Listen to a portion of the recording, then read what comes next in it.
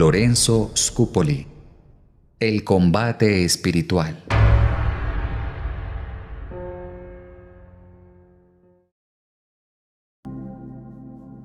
Capítulo 4.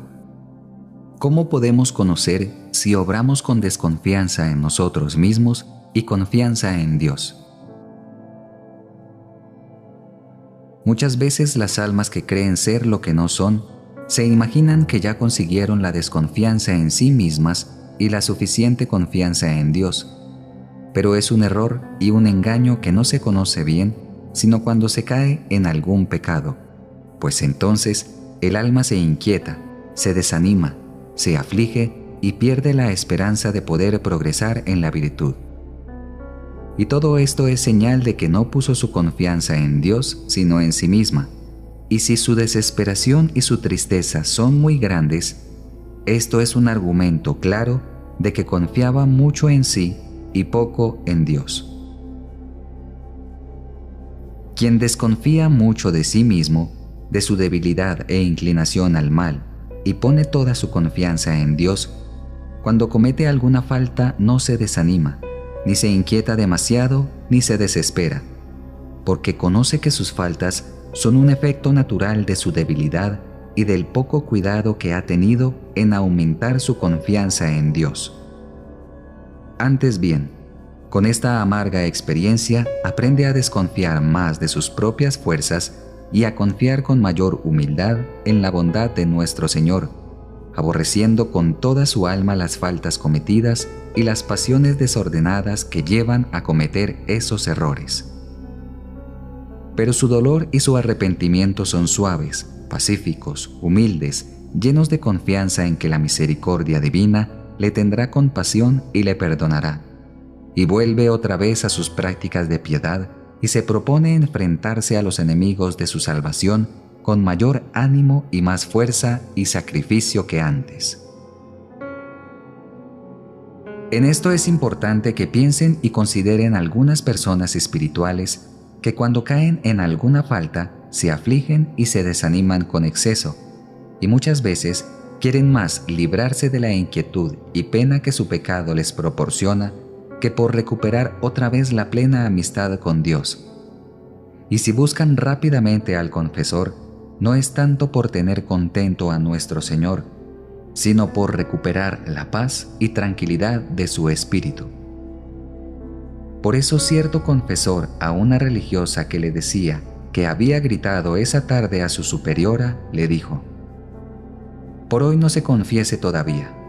Aguarde a que pasen 3 días y cuando le haya pedido excusas a su superiora, venga a pedir el perdón por medio de su confesor».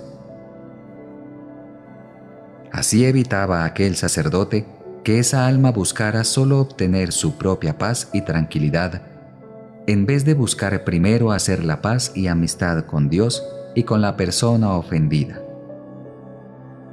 Cada cual debe preguntarse de vez en cuando: ¿cuál es la causa de la tristeza que siento por haber pecado? ¿El haber disgustado al buen Dios? ¿El haber hecho daño a los demás? ¿El haber afeado horriblemente mi alma que está siendo observada por Dios y sus ángeles? ¿El haber perdido un grado de brillo y de gloria para la eternidad? ¿El haberme acarreado un castigo más para el día en que el justo juez pague a cada uno según sus obras y según su conducta? ¿O simplemente lo que me entristece es que mi amor propio y mi orgullo quedaron heridos? ¿O que mi apariencia de santidad quedó disminuida? Importante preguntarse esto muchas veces.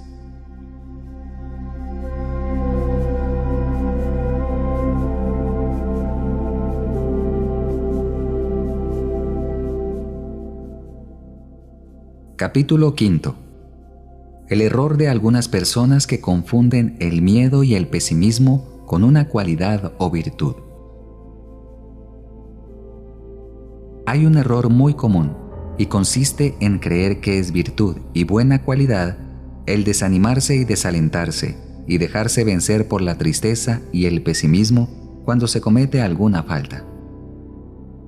Pues en estos casos casi siempre sucede que la amargura que se siente por haber pecado no proviene mayormente del dolor de haber ofendido y disgustado a Dios, sino de que el orgullo ha quedado herido al constatarse la propia miseria y debilidad, y de que la confianza que se tenía en las propias fuerzas y capacidades para resistir al mal falló totalmente.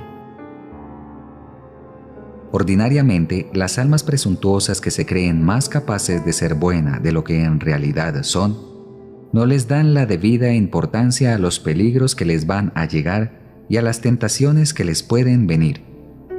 Y luego, al caer en alguna y conocer por amarga experiencia cuán grandes son su miseria y su debilidad, se maravillan y se afanan por su caída como si se tratara de cosa nueva y rara, porque ven derrumbado por el suelo el ídolo del amor propio y de la falsa confianza en sí mismas, en lo cual imprudentemente habían puesto su esperanza, y demostrando que son almas que más ponían la confianza en sus propias fuerzas que en la ayuda de Dios, se dejan llevar por la tristeza y el desánimo y hasta pueden llegar a la desesperación.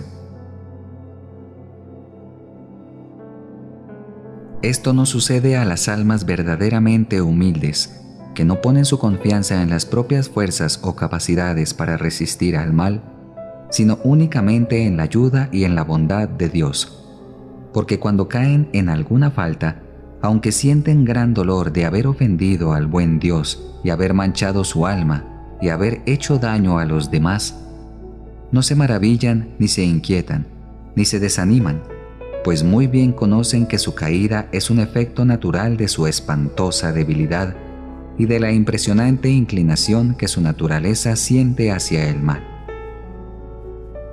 Estas almas repiten lo que decía aquella santa antigua: todo lo temo de mi malicia, de mi debilidad y de mi inclinación al mal. Todo lo espero de la bondad y de la misericordia de Dios. Cada día constatamos el combate entre la debilidad humana y la omnipotencia de Dios. En verdad que se cumple lo que dicen los santos: la humildad produce tranquilidad. De lo único propio de lo cual el humilde está seguro es de su debilidad, pero se conserva alegre si al mismo tiempo vive seguro de que la bondad de Dios nunca lo abandonará. Yo nunca te abandonaré, dice el Señor varias veces en la Sagrada Escritura. Con razón, un director espiritual le dijo a alguien que le pedía consejo: no eres más santo porque no eres más humilde. Como los 3 jóvenes en el horno, de los cuales nos habla el profeta Daniel, tenemos que decir: Señor, hemos pecado. Por eso con toda justicia nos han llegado tantas humillaciones. San Agustín, cuando recordaba los terribles y tan numerosos pecados de su vida, no se dedicaba a lamentarse o desanimarse, sino a proclamar la maravillosa bondad de Dios que lo supo perdonar.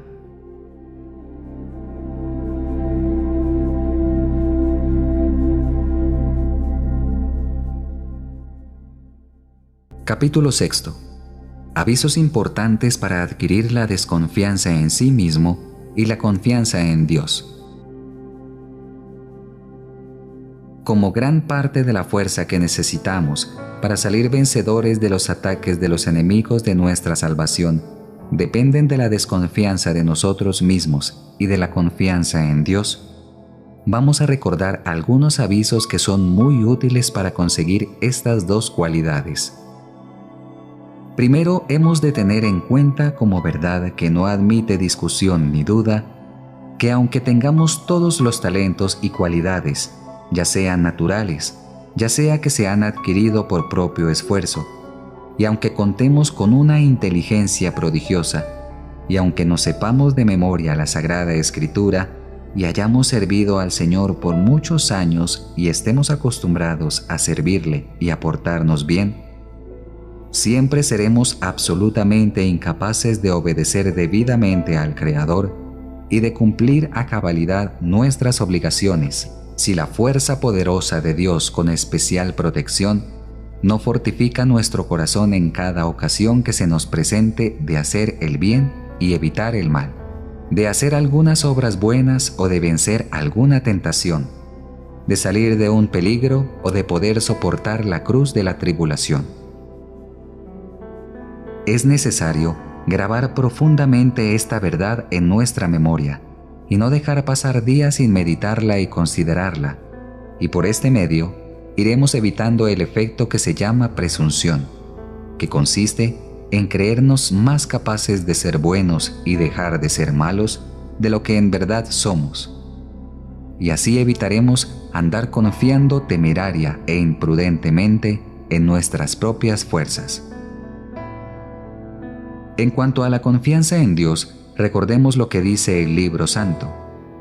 A Dios le queda muy fácil darnos la victoria contra todos los enemigos de nuestra alma, ya sean pocos o ya sean muchos, ya sean fuertes o sean débiles, ya sean viejos y experimentados o jóvenes y exaltados. De este principio fundamental, sacaremos la conclusión de que aunque el alma se halla atacada por todos los pecados y vicios, y llena de imperfecciones, malas costumbres y horrendas inclinaciones, y aunque después de haber hecho todos los esfuerzos por reformar las costumbres, no se nota ningún progreso en la virtud y se siente y reconoce en sí mismo una mayor inclinación hacia el mal y más facilidad para pecar, no por eso hay que perder el ánimo y la confianza en Dios, ni dejar de luchar, ni abandonar las prácticas de piedad, sino más bien dedicarse con mayor entusiasmo a tratar de hacer el bien y evitar el mal, porque en este combate espiritual no se declara vencido a quien no cesa de combatir y de confiar en Dios, el cual nunca deja de ayudar en sus auxilios y socorros a quienes quieren salir vencedores, aunque muchas veces permite que sean vencidos. Si se tiene la ayuda de Dios, se pueden perder batallas, pero jamás se perderá la guerra.